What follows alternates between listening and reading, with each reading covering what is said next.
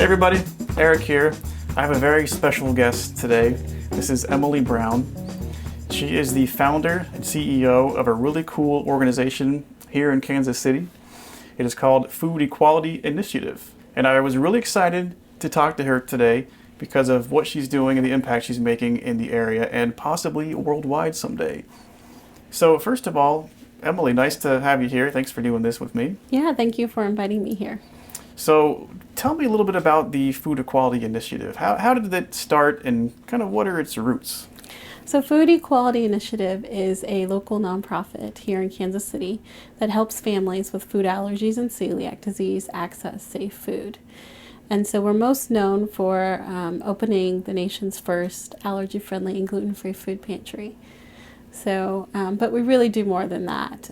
We not only help families connect to that safe food, but we also help them with nutrition education, and we're actively involved in advocacy to amend policies to make it easier for our families to access that food. That's awesome. A little bit of political action going on there. Yeah, just a little. So what is your personal sort of like segue into starting this program? Yeah, so this work is very personal to me. It really just was grown from my family's personal need. So food allergies, the only way that you can maintain your health with a food allergy is to avoid the allergen. And so, but to do that, you often have to buy special foods, mainly because of the way food is produced in our food system here. A lot of things are produced on the shared lines and that type of thing. And so it can be challenging to find safe food, even if that allergen is not in an ingredient in a food.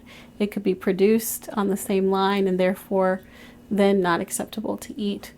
And so it can be a real challenge to find that food. And once you find it, it can be an even greater challenge to purchase it because it can be very expensive. Yeah, definitely. Mm-hmm. And interesting, we're actually filming a video today for her organization, and I'll have to throw out a link to that when I get that done. But we were interviewing an osteopathic doctor today from the medical center, and it was interesting to hear her talking about how, I didn't realize this, that physicians are actually prescribing these allergy-free diets. So maybe Correct. Tell me a little bit about that. Yeah, so when you're diagnosed with a food allergy, the doctor prescribes, basically tells you the only way you can stay safe is by avoiding the food.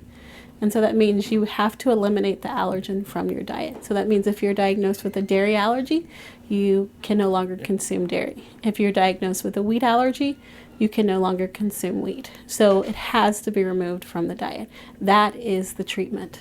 Yeah, and for somebody like me who's not technically allergic to wheat, as in I don't have an antibody reaction to it, I still have a big problem with it. She addressed that as well, and she kind of said that, even though there's no tests for sensitivities, as a doctor, she still very much tells her patients, like, don't eat this thing if it makes you feel bad. Correct. And that was really kind of interesting. So, how has your experience been in the community, and how are people reacting and responding to the organization? Yeah, so we've been around for a couple of years now, and the community has responded quite well. I mean, we could not do what we do without the support of our community, from our donors to our volunteers to our community partners that allow us to partner with them for referrals and just connect with the community. So. That's awesome. And how do you see this developing in the future? Do you think it'll possibly, hopefully grow to more national? Yeah, so we get calls all the time from individuals in other states that are looking for food or need food or want to start a similar program. So we know that this need exists in every community across the nation and even internationally.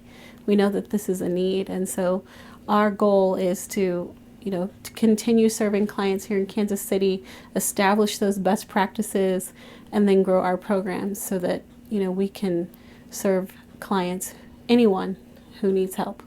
That's awesome. Mm-hmm. I know you and I both have talked, we have a very similar passion about food, and, I believe that when people are healthier, they're happier, it builds stronger communities, and people are better off.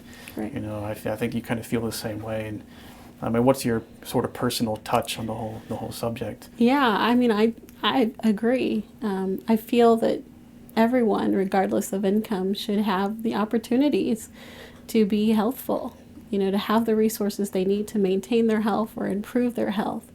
so that they can improve their quality of life and be more productive. There's a quote that I love, and I can't remember who actually says it, but I can share the quote with you. It says, "He who has health has hope, and he who has hope has everything." And I think that's powerful. Agreed 100%. Well, you're making a huge difference, and that is awesome, and I would love to maybe collaborate again with you in the future. Yeah. So thanks so much for joining me today with this video. And is there anything, I know you have a website people need to go visit. It's Yes. foodequalityinitiative.org. Correct. And do you have a Facebook, Instagram, anything like that? We do. You can follow us on Facebook, Instagram, and Twitter. Our handle is @foodequality. Awesome. I'll be sure to make sure we get some links for that. So Yeah. thanks again. Thank you. And we will see you guys next time. Okay.